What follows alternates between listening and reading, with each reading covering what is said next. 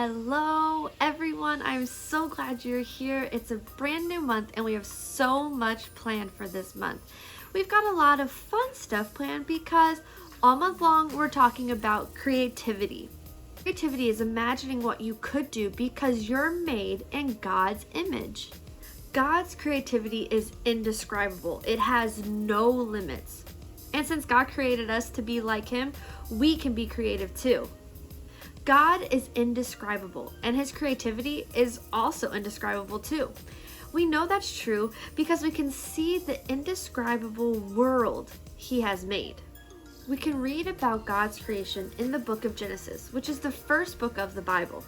And in our So-and-So show today, you're going to see the Bible story and learn all about that wonderful beginning.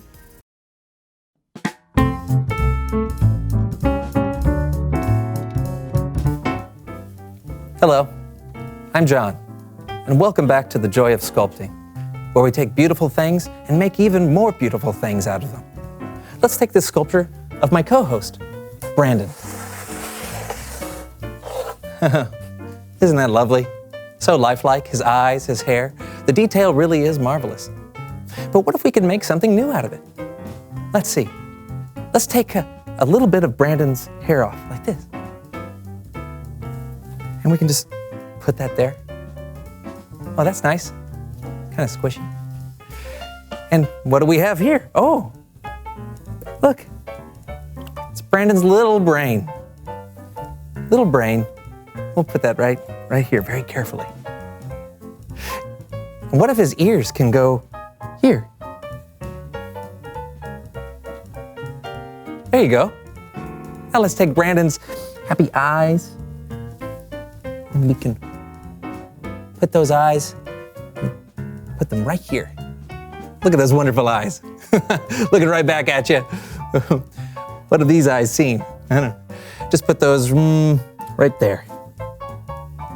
Now, what can we make with what's left? I think I have an idea. What if we make an edge right there? Yeah, and an edge right here. Well, that's nice. How about here? Oh, that's nice. Or how about here? Hey, I'm starting to see something. Here we go. Let's just use the board for extra pressure. Isn't that beautiful? It's a brick. You could build a big, beautiful house out of this brick. That's how strong it is. Hey, John, have you seen my self-sculpture? I've been looking for it. How nice.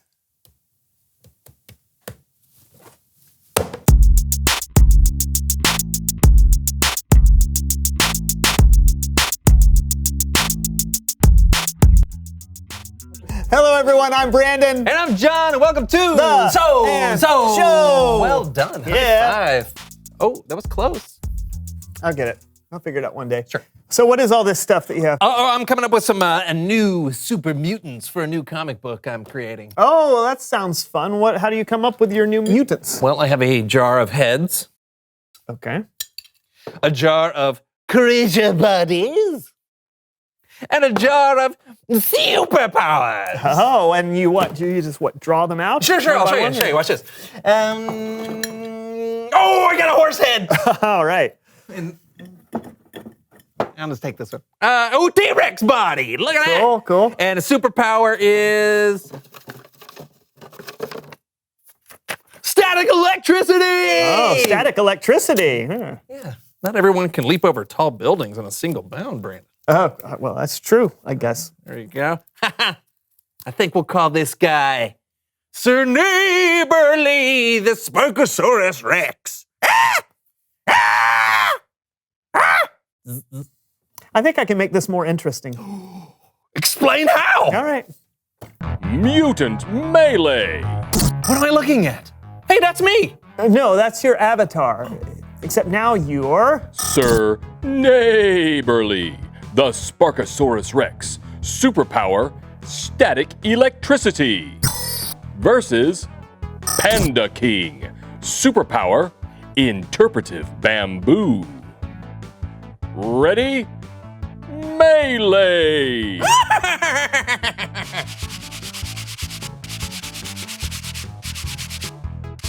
It's working! Static electricity! Ow!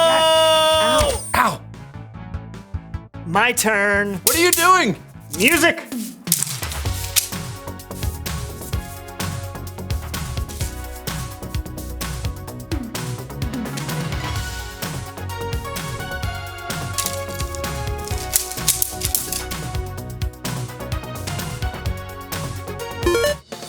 Winner!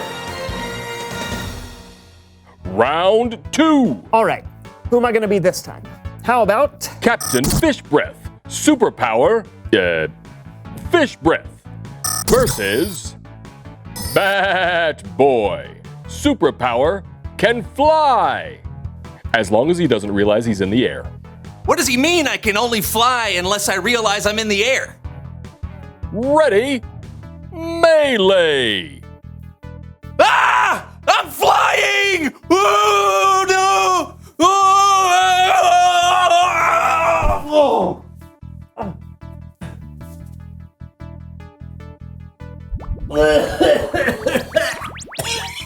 Ow!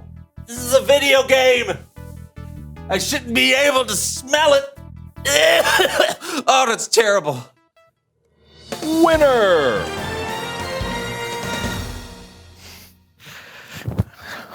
Oh, it still stinks. Get these things off me. Yeah, that does stink. Great, I'm gonna have to do laundry. Oh, or maybe burn them. Wait, before you do that, it's Bible story time with Kellen.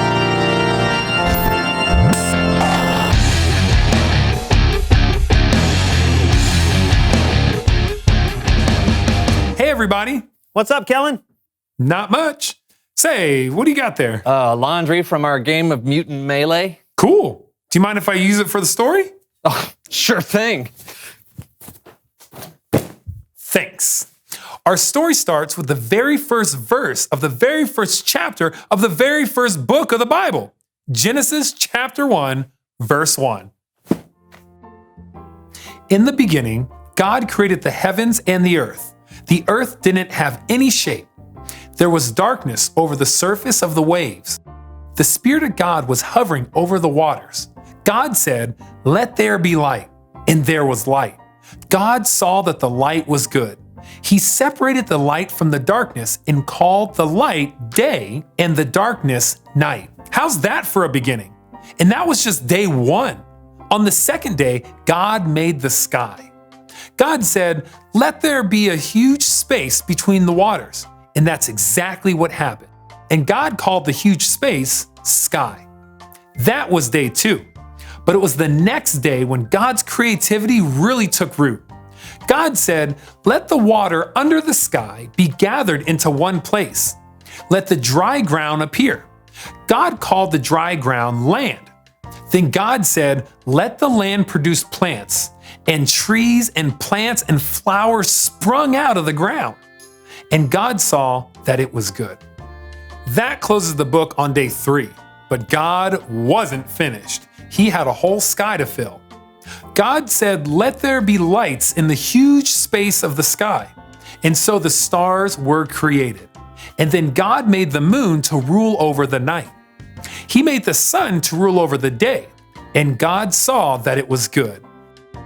Day 4, boom, sun, moon, and stars. Without them, we wouldn't know what time of day it was. Think about that. Okay, stop thinking. Things are about to get wild. God said, "Let the seas be filled with living things." So God created every kind of living thing that fills the oceans. And God said, "Let birds fly above the earth across the huge space of the sky." And then God created every kind of bird that flies. And God saw that it was good. That was the 5th day. But it was the 6th day when God made his masterpiece. And I'm not talking about the platypus. God said, "Let the land produce every kind of animal, cows, horses, chickens, bugs, snakes, mice, rhinoceroses, orangutans, platypi, and it was all good. And then God said, wait for it, let us make human beings. Watch out, world, here we come. So God created human beings in his own likeness. He created them as male and female. And God told them to take care of the earth and all that was in it. This was day 6. On the 7th day, God rested from all his work. But before he did that, he took a good look at everything he had created, and he saw that it was very good. The end. That was incredible. It really is incredible when you think about all the things God created. I mean, whether it's a huge planet in space or a tiny little eyelash. Like, oh, Wow. make a wish. No, you are so weird. What? Get that away from me. Yeah, there's really no limit to God's creativity. You can find it anywhere. I found it sitting right next to me. Aww. Thanks for the story, Kellen. You got it. See you guys next time. Later. See ya. What a great story. Yeah, I Love it. loved how my gym shorts turned into an orangutan. Yeah. Yeah, that's what I took from the story too. Yeah. Reveal the question. Awesome. Where do you see God's creativity? Yeah, do you see it in a stream flowing through the woods? Or in a star that's over 100 miles away? Yeah, except stars are like millions of miles away, John. So, over 100, right? Right. Talk about it with each other. Where do you see God's creativity? And we will see you next time on the So-and-so Show. It's right there. You can read it. It's in gold.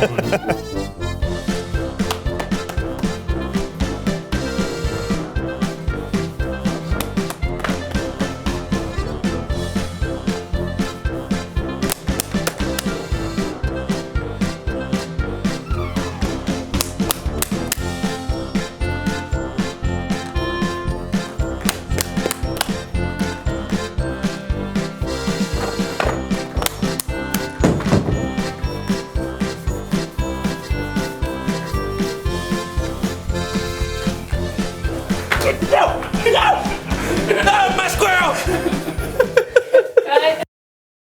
It's amazing how God has made everything we see and everything we know, from the highest mountain to the smallest little bug. God created it all. And remember, God didn't just create us. He wants a relationship with each of us. And that's why he sent Jesus, to be our Savior. God wants a relationship with you, which is why he created you. Our bottom line for today is there's no limit to God's creativity. Everyone say it with me. Ready? There's no limit to God's creativity. In fact, God's creativity is so huge that it's hard for us to even understand. After all, God is indescribable. And in Psalms 145:3, David puts it this way: Lord, you are great. You are really worthy of praise, and no one can completely understand how great you are. Here's one thing I do understand. I can trust God no matter what. I can't always understand him or even know everything about him, but I can trust him. And that might be the most indescribable thing of all. We can take some time and look around at all the amazing things God created. Take a look in the mirror too. After all, you were made in God's image. Each one of us was created to think, feel, and act just a tiny bit like him. For your activity today, what I'm gonna want you to do, if you have it, grab some Play-Doh or modeling clay or something that you can use to make something. And if you don't have that, no worries, grab a piece of paper and some markers or crayons. So what you're gonna do is take your Play-Doh or clay or even your markers and crayons, and you're either gonna draw or make something that goes along with what we learned today. For example, on the 7th day, God rested. So maybe out of Play-Doh, make a little pillow, or you can draw God taking a little nap. Well, I hope you get creative, and I hope you look all around and see God's amazing creativity at work every day. We're so happy you're with us and can't wait to see you next week. See you later, guys. Bye.